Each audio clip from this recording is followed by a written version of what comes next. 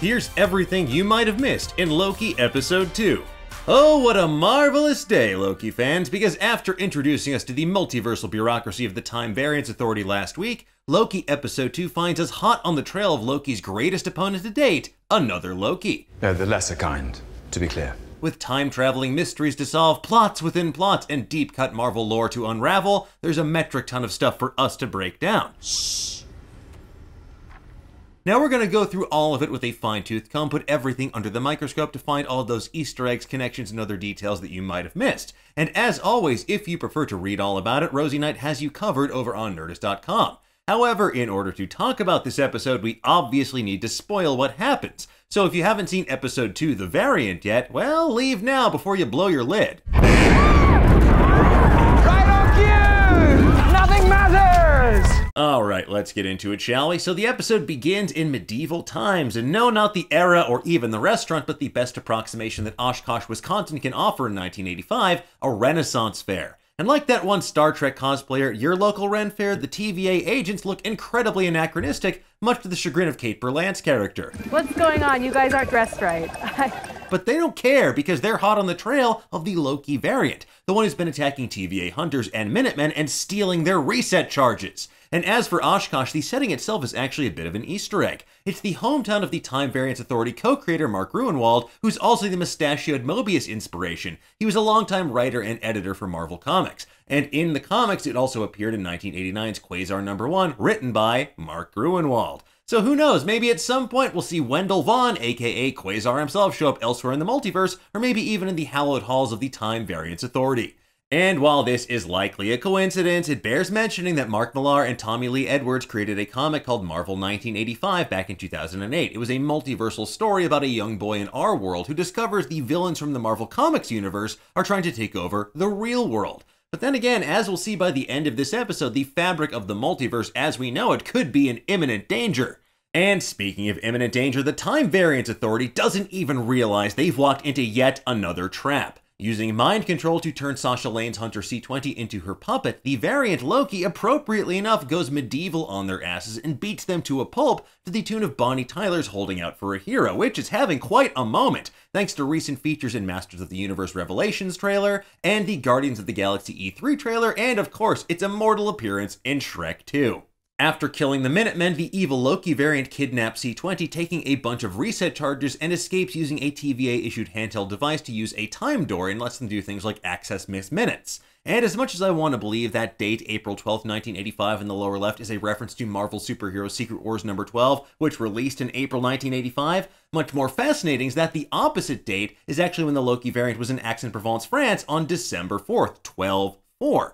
Now back at the TVA, we see Loki reading a copy of Mobius's jet ski-themed Wake magazine while ignoring an augmented reality version of Miss Minutes. And if there's any justice in this world, this means we'll get an eventual homage to the most iconic jet ski in Marvel Comics history from the cover of Punisher War Journal number 19. Instead, we get confirmation that a red line means the TVA can no longer reset a Nexus event to fix a branch timeline. That would in turn lead to the destruction of both the timeline itself and reality as we know it, presumably because it would start the creation of a new multiverse. So RIP Sacred Timeline, but good thing that definitely won't happen by the end of this episode. Wink. More troubling is the revelation that Miss Minutes is equal parts recording and living being somehow. Sort of both. She leaps back into the vintage Lear Siegler computer on Mobius' desk, but they both have bigger fish to fry. Loki is given a TVA jacket and brought to Oshkosh to help Mobius and B-15 investigate the scene of the crime. And while they clown on the God of Mischief, we run through a variety of Loki variants, all of which the TVA has apparently pruned more of than nearly any other kind of variant, because Loki gonna Loki. Our hero is Loki variant L1130. The first one we see, L6792, has blue skin because Loki's biological father is Laufey, ruler of the Frost Giants in Jotunheim, as we learn in Thor. Next is L1247, who apparently won the Tour de France and is holding the Coupe Omnisports, which may or may not be the one that was stolen from Geraint Thomas in 2017. Next, we get a towering beef castle version of Loki that kind of looks like if Loki were the Hulk, followed by what Loki would look like as Trevor Slattery, and last but not least, a Loki inspired by the Viking Age concept art created by longtime Thor artist Russell Dauterman. And while this is happening, we get clarification about Loki's general powers, that he's able to shapeshift and project illusion. Duplication casting. Sorry, he's capable of duplication casting, an ability that lets him recreate an exact facsimile of one's body in its present circumstance, which acts as a true holographic mirror of its molecular structure. All of which is to say, Loki is real handsome at making incredibly detailed holographic duplicates that are accurate to the atomic level. Of course, as we'll see later in this episode, your powers may vary from Loki to Loki. The hell was that? That was me. To help keep this newly minted Professor Loki motivated, Mobius dangles the carrot of a private audience with the Timekeepers, which is exactly what Loki was denied by Judge Renslayer during his trial. Now, this week's episode is very much an expanded FAQ about how time travel works in the Marvel Universe, including what you can and cannot do. For example, Nexus events actively change and alter a timeline. That means you can only access that timeline which is changing in real time rather than arrive before a Nexus event takes place. That means Avengers Endgame, not a Nexus event, because it was supposed to happen. What they did was supposed to happen. Additionally, we learn that reset charges only prune the affected radius of a branch timeline rather than completely destroying it. At least that's what the TVA propaganda wants us to think, and that's precisely the problem because the TVA doesn't think like Loki. At least that's what Loki wants them to think. It's all a big game of cat and mouse, each is trying to outmanipulate the other. Frankly, a little exhausting, but very fun to watch. Anyway, as the reset charge destroys all the Nexus event-related material from the timeline, we see a visualization of this timeline being erased. Back in the TVA, we see some familiar location names too, like Nidavellir, where Eitri helped Thor forge Stormbreaker, Oshkosh, Wisconsin, where we just were, and Sakaar, the artificial trash planet previously ruled over by the Grandmaster in Thor Ragnarok. In Judge Ravonna Renslayer's office, we get a glimpse of her trophy case where she keeps trinkets and items from previous missions pulled off by analysts like Mobius. Ravonna's helmet in her trophy case is A23, a reference to her very first appearance in Avengers 23, and as for that roller skate, maybe that's from a variant Tony Stark, who in the comics infamously invented jet-powered roller skates once back in Tales of Suspense number 40. Now, the snow globe could be a clever allusion to the Tommy Westphall hypothesis, the idea that practically every TV show of the last 3 decades is part of the same universe. Now, this universe exists inside the head of Tommy Westphall from Saint Elsewhere, a medical drama that ends with the revelation that the series never actually happened. Rather, it was all inside the mind of a character that had a snow globe with the titular hospital inside of it.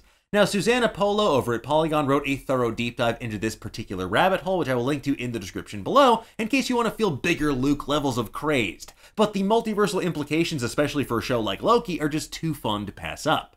Now, in the background, we also see 3 gigantic, hyper-detailed statues of the Timekeepers whom Mobius has apparently never actually met despite their omnipresent statuary. Apparently, they're keeping a keen eye on this case according to Ravonna, which is why she decides to record this meeting. However, her actions and evasive language have us wondering if she's telling the truth about the Timekeepers, if they really do exist, or if she's just covering for whomever's actually pulling the strings behind this operation.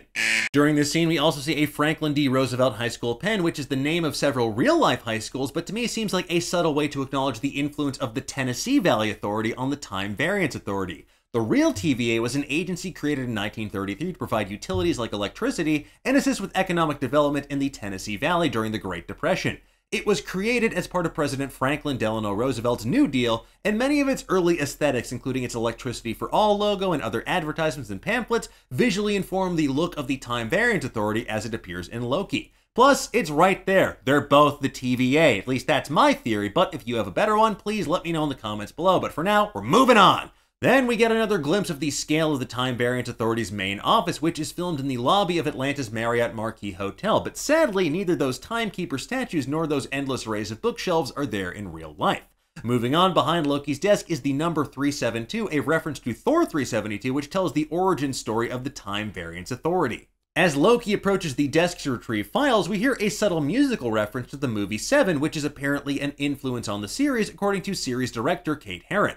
Now you can hear these sweet strains of Johann Sebastian Bach's Suite No. 3 in D major, which appears in both Loki and Seven. And when Loki retrieves the files that aren't classified to him, we see SYF and LK3 in the background that correspond to those buttons on the mysterious elevator Loki rides with Mobius in episode 1.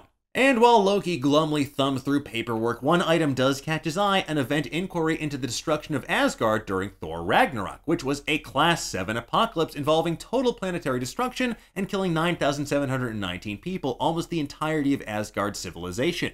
There's also a reference to the Revengers, the name given to Hulk, Thor, Loki, and Valkyrie in Thor Ragnarok as they fight to escape Sakaar and defeat Hela. Now, all of these events took place in Thor Ragnarok, something this Loki has never experienced, but fortunately it does give him a clue about what his counterpart is up to. Unfortunately for Mobius, Loki interrupts his 17 minutes allotted for lunch, and during this scene we learn the TVA seemingly has a soft spot for beverages of the 1990s of all shapes and sizes. Not only does Mobius glurp down yet another Josta soda, but this week we also see a Boku, a discontinued juice box marketed from 1990 to 2003. So who knows what's next? A Surge, an Orbit, a Mountain Dew Pitch Black? We'll just have to wait and see, but I'm pretty thirsty right now. Anyway, the more important point here is that the Loki variant is using apocalypses to mask their trail by hiding inside of apocalyptic events because they have the same effect as a reset charge. They ultimately erase the evidence because the timeline will still end per the apocalyptic event. Or as Loki so nihilistically puts it, If everything and everyone around you is destined for imminent destruction, then nothing that I say or do will matter. in order to test this theory, Loki and Mobius travel back to Pompeii in 79 AD, moments before the eruption of Mount Vesuvius, which killed thousands of people, covered the city in volcanic ash, and even turned one man's brain into glass, according to the BBC. As it turns out, Loki's theory is correct. Despite causing utter chaos in Pompeii, nothing they did caused even the slightest blip in the timeline because it was still wiped out by a natural disaster. Even more important, though, is the revelation that Mobius has never been able to ride a jet ski despite being low-key obsessed with them. And that means if this show does not end with these two tearing up some sick waves on a sea-doo, we are legally obliged to write Michael Waldron a sternly worded letter asking him to, I don't know, please include it in season 2 or something. It'll be fun, though. Yeah, it'd be really fun.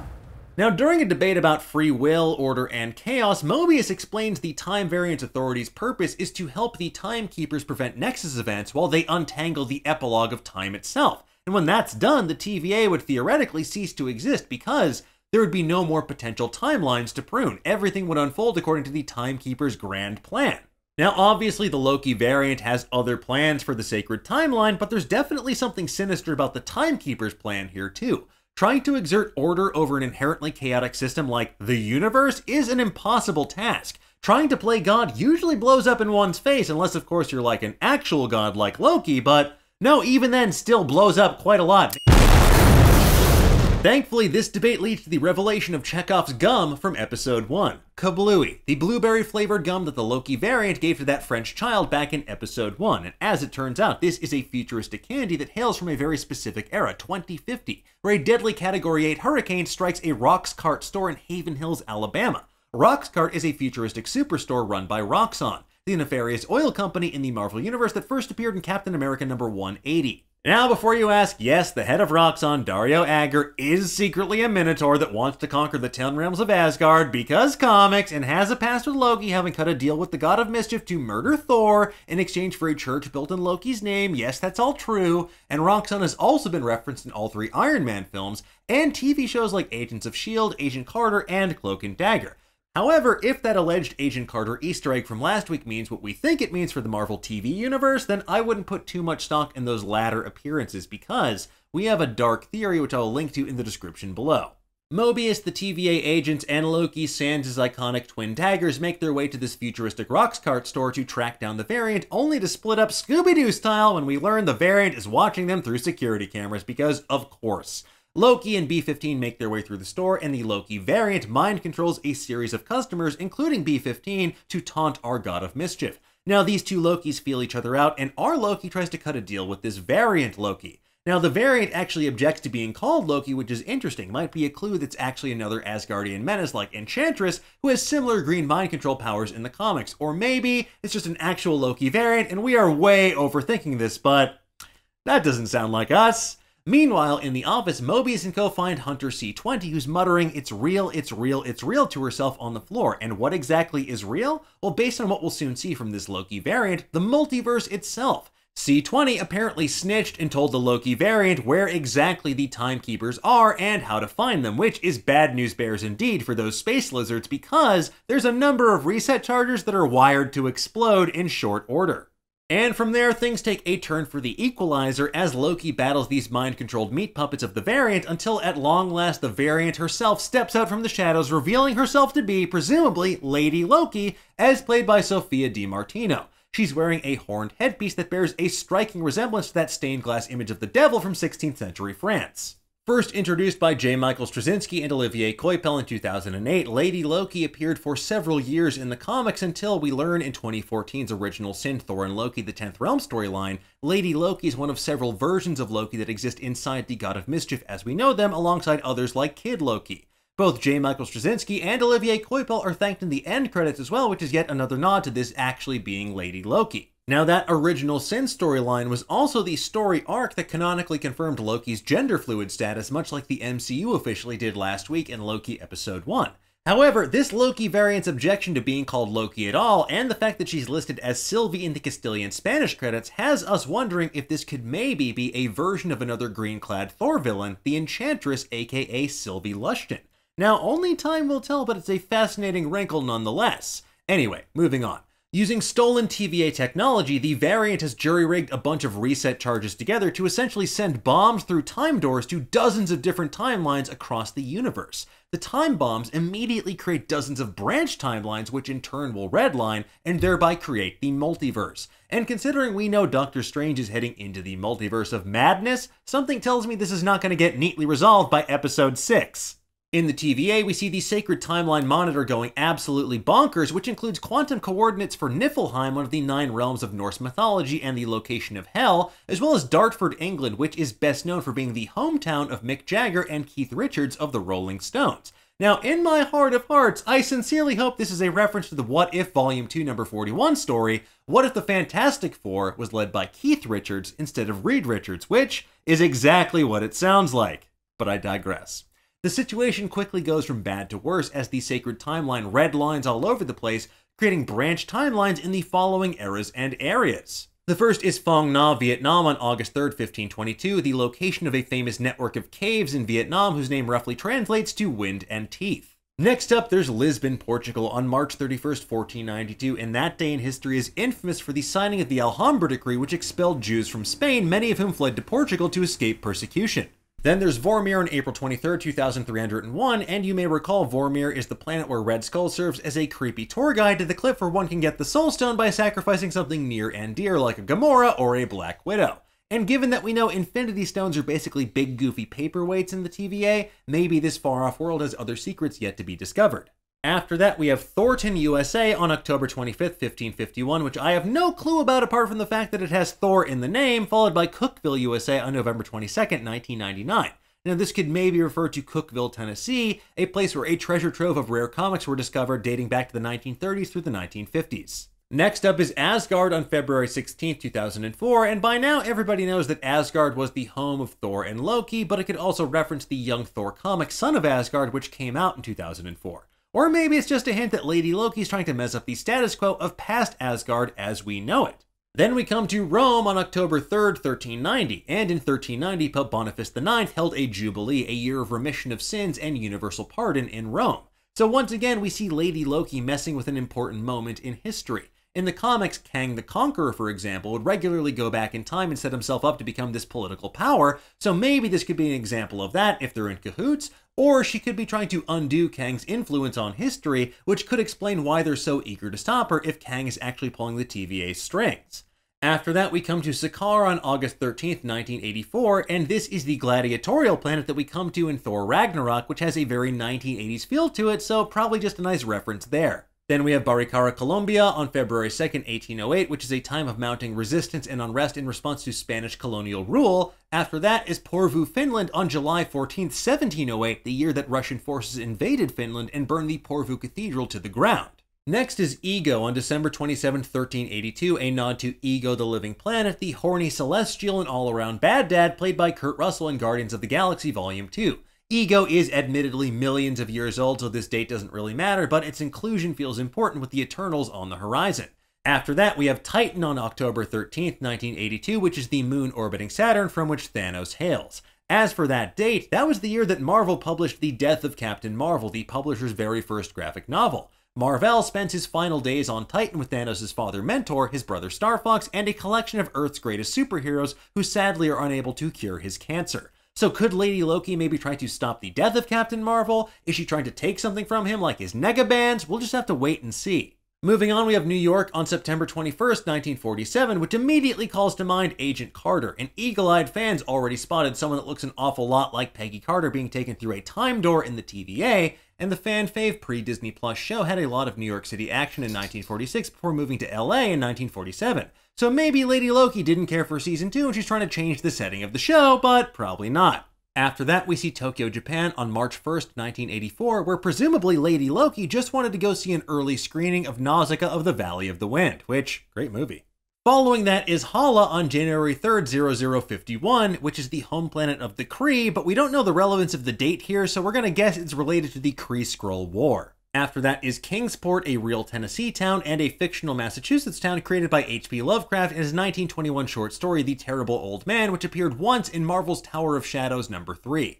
Next is Xandar on September 24th, 1001, and Xandar is the homeworld of the Nova Corps, which we first saw in Guardians of the Galaxy. They were at war with the Kree and Hala for thousands of years, so maybe this is connected to that conflict.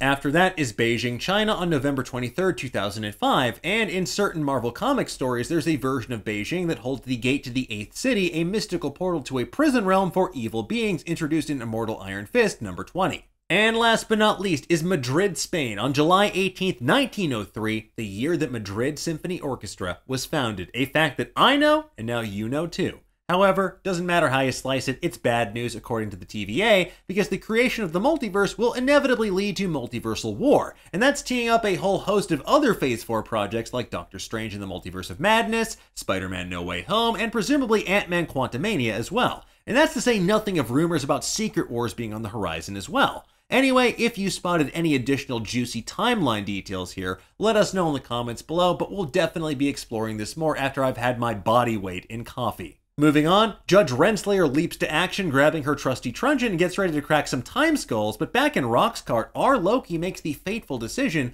to follow Lady Loki through a time door, leaving Mobius and the rest of the TVA in the dust, thinking the God of Mischief has betrayed them, stabbed them in the back once again. Damn it! And that is everything we spotted in Loki Episode 2. This plot is getting thicker than Thanos, and we have plenty of theories and questions about what those tricksy Lokis could actually be up to, and what this newly formed multiverse means for the Marvel Cinematic Universe. So plenty of rabbit holes and theories for you to dive into over on Nerdist.com in the meantime. But folks, tell us, what did you think about Loki Episode 2? What do you think the Loki variant is actually up to? And did you spot anything that we missed? I found something. No, I said don't bother me until you read all the files. I have. Let us know in the comments below, and for the latest and greatest in the world of pop culture, stay tuned to Nerdist.com.